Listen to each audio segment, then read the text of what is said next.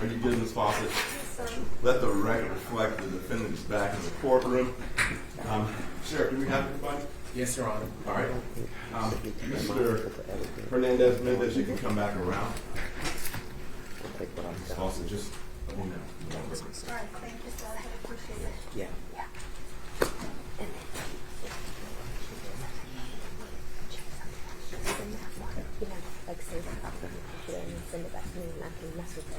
And Mr. Hernandez-Mendez, I'll remind you, try to slow down so that the court reporter can keep up with you. All right, Madam DA and Mr. DA, you ready for me to bring the jury back in? Yes, sir. Ms. Haynes and counsel? Yes, sir. All right, you can bring the jury back. Yes, Your Honor.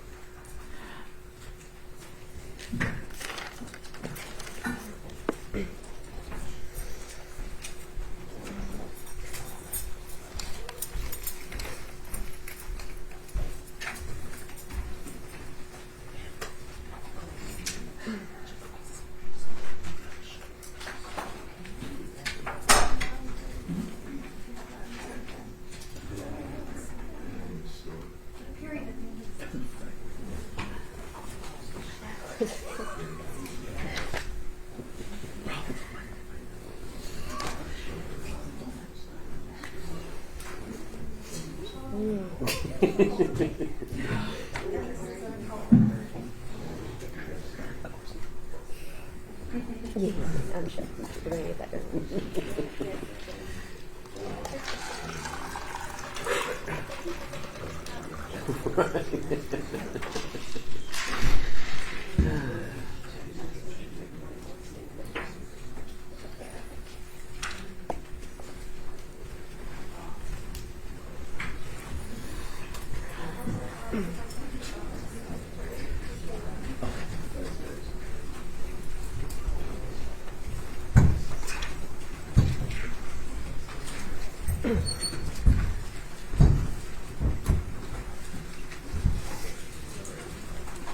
All right, thank you, sheriffs. Let the record reflect the jury is back in the courtroom. Good morning. Good morning. Now, ladies and gentlemen, you know for the last few weeks I generally tell you our schedule so you can have a lay of the land. I will say this much. This morning we will take our break at around 11:30, but as far as the rest of the schedule, we will just play that by ear. So I'm not going to give you a lay of the land for the rest of the schedule, but we will have our break sometime this morning. All right. The defendant remains with the state. Thank you, Your Honor. Yes. Good morning, Eric. Good morning. Yesterday we talked a little about your account of the events of the morning of April 3rd. And in your interview with Detective O'Neill, when he asked you when the last time you saw Christina was, you said that she was banging on your door. Is that right? The last time I told him that I saw Christina was Tuesday. I told him that when she banged on my door and she came in, I didn't see her. But that's one of the lies that I made to him when I had my initial interview with him at the Detective Division. Right. My question was, when you were being interviewed by Detective O'Neill, you told him that Christina banged on your door because she needed to use the restroom. Correct. And that you didn't really see her, but you unlocked the door for her. You had to get up out of your bed. Is that right? Correct. Because your door was locked. Correct. And you had to open your door, and you let her in the bathroom. Correct.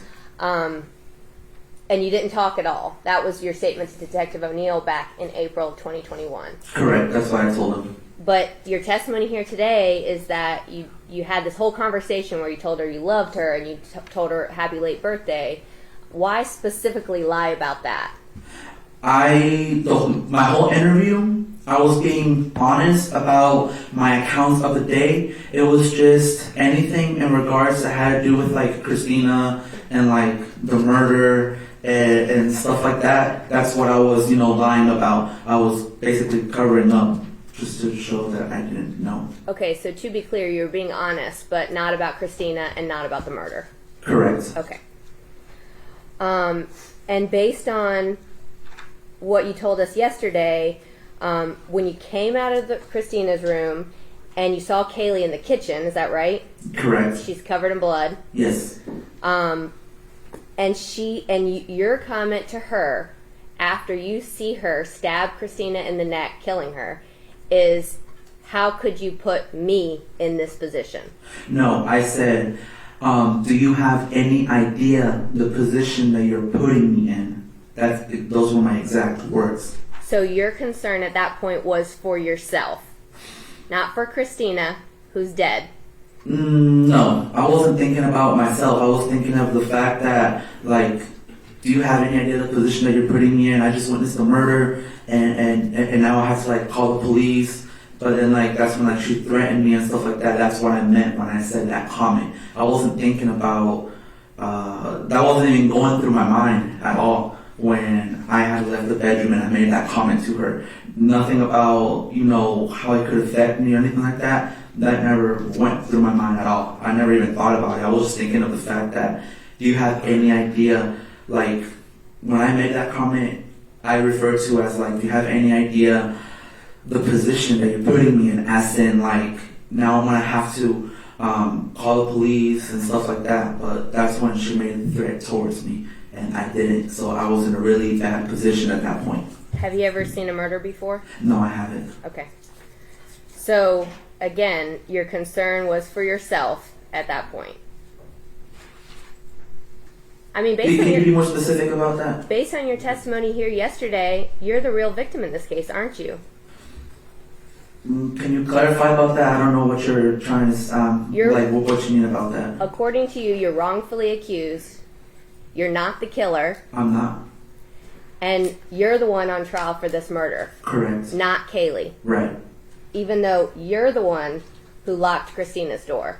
Correct. You're the one who picked up her fingernails. Correct. You're the one who put those gloves on that are soaked with Christina's blood. They were stained with blood. You're the one who took her keys to your parents' house. Correct. You threw away her phone. Correct. You took the trash bags to the trash chute. Correct. You canceled your commitments on Saturday. Correct. You bought the cleaning supplies at Walgreens. Yes, I did. You used the cleaning supplies. Well, I wasn't the only one who used the cleaning supplies. I'm sure Kaylee also used some of it to try to clean up, like, her own stuff, like her clothes, stuff like that. So I don't know what she did with that, but I know that she probably did use my bleach that was in the I don't know what that room is called, where the washer and dryer is. Did you see those pictures of Kaylee's room? Yes. And her bathroom? Yes. Did it look like she cleaned up at all? No. Okay. You're the one who did your laundry. Right.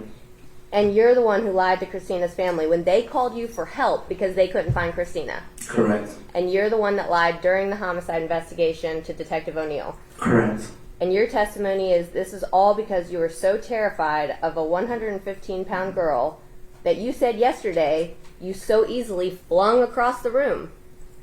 Yes, correct. And I wasn't scared for like my own safety. I was scared for the safety of my family. Me personally, I'm not physically scared of Kaylee. I'm not. I'm just scared of the fact of what I witnessed. Like, it's such an event that no human, I'm sure in their lifetime ever, would witness. And it is something that I witnessed. It is something that affected me mentally.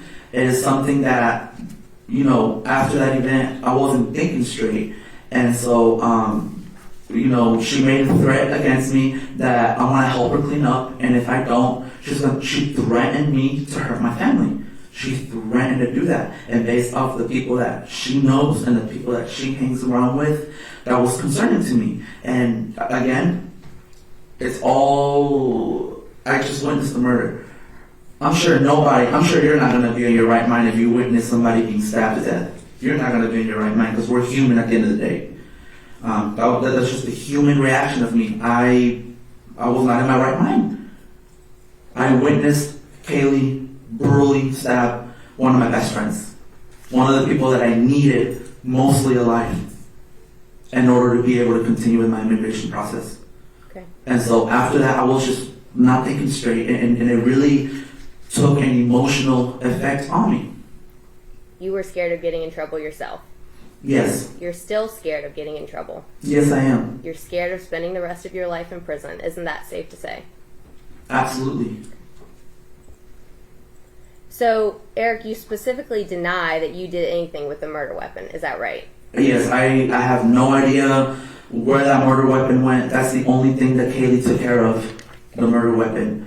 And then I took care of everything that was in the bedroom. I never let her go back into that bedroom because I didn't want her to try to mess with Christina's body. I didn't want her to go back in there. So I was the only one who had the access to the key. So that's why she said, okay, so you're going to help me clean up, because I wasn't going to allow her to go back into that bedroom at all.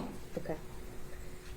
So you had control over her, allowing her to go back in the bedroom, but you did not have control over her potentially harming your family. Correct. Okay. Eric, isn't it true that you've discussed with family members since being incarcerated in the jail that your intent is to write a book about this case and your experience? No.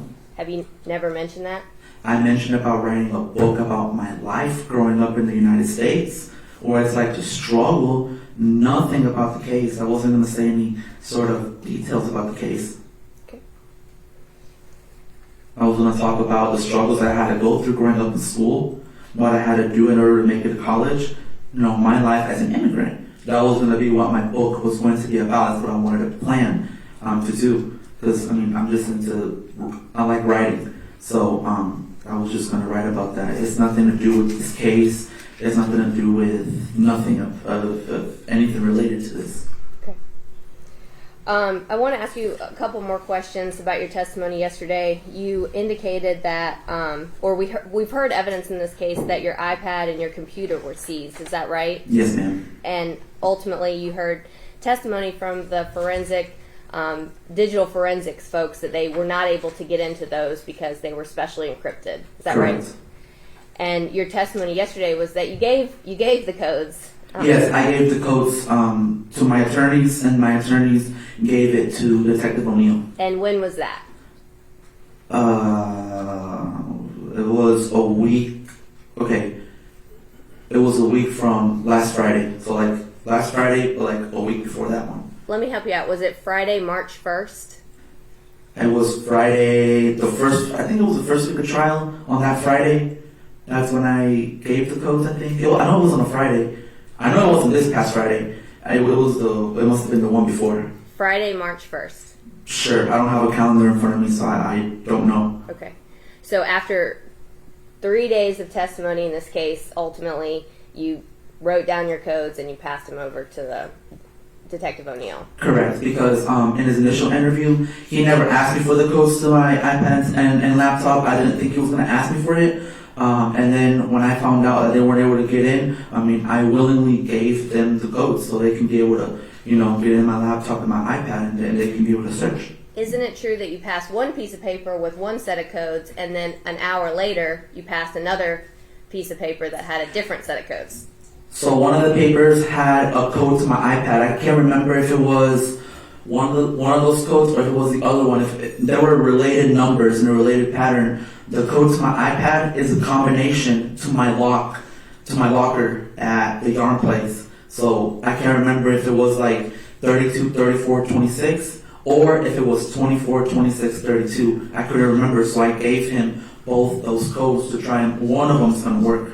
So after 3 years, you passed some codes that your testimony is you don't even know if those are correct. No, they're correct. The ones on my laptop I know 100% is correct. It's my birthday. 12/11/00, December 11th of 2000. That's the code to my laptop. To my iPad, I know it's the code it's one of those two combination codes.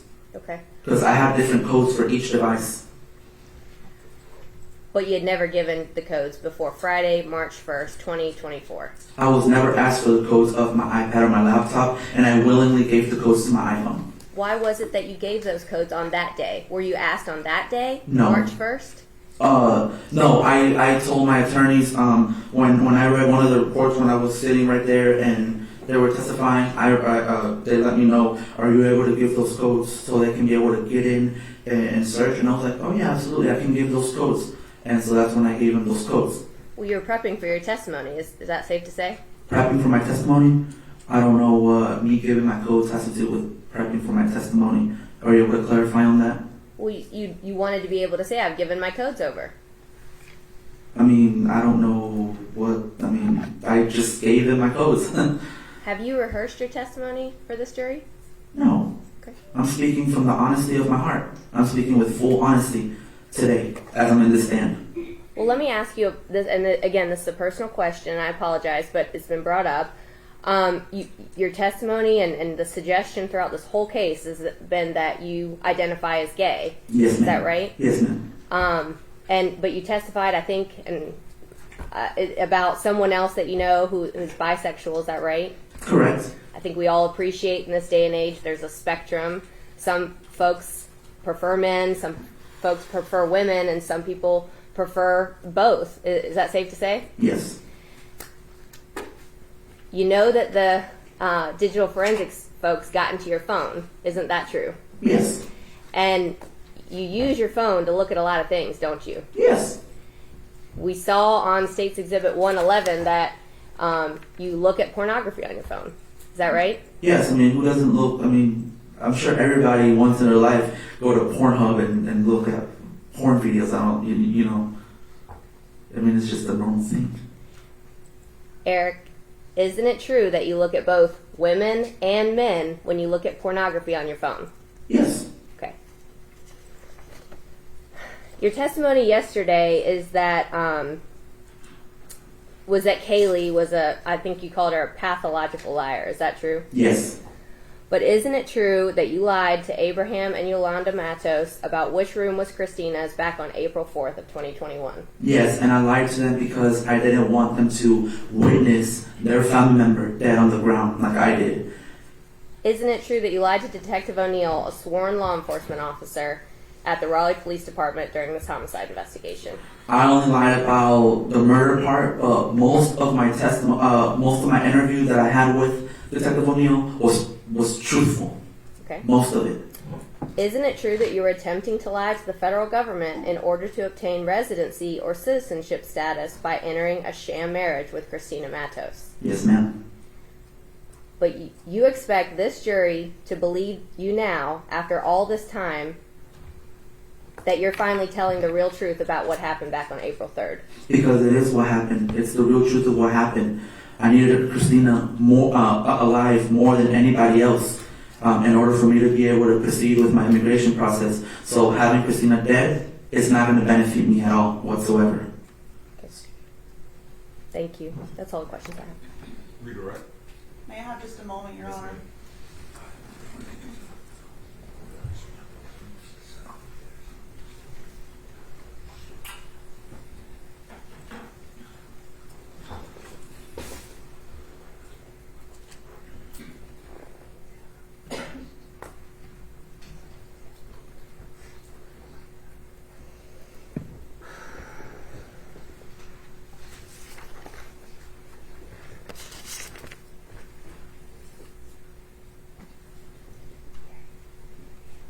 Nothing further, Your Honor.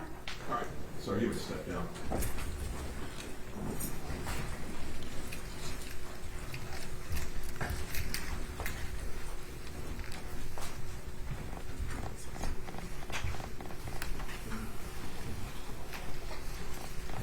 All right.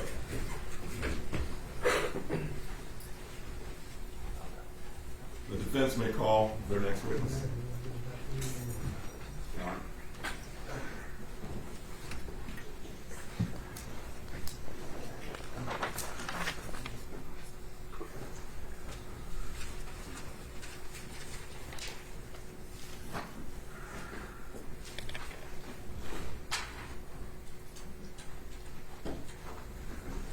We call him Miss Ronnie Booth. All right. Come around here.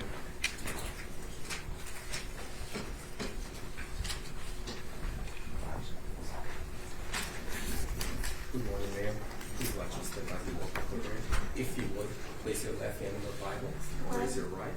You have solemnly swear that the testimony you should provide this court and the jury is the truth, the whole truth, and nothing but the truth, so help you God? Yes, I do. All right. Please take a seat. Once you get comfortable, you can adjust the microphone. Thank you, Sheriff. Thank you, Madam Clerk. Ma'am, if you will state your first and last name for the record, please. Ronnie Booth, If you will spell your first and last name for the record, please. RONNI B-O-O-T-H. All right, and ma'am, thank you for keeping your voice up like you're doing.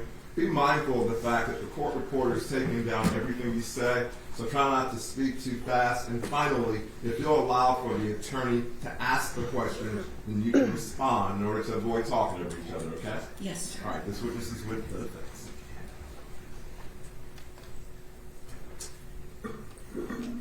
Good morning. Good morning. Can you just establish your name as Ronnie Booth? Where do you live, Ms. Booth? I live in Chapel Hill.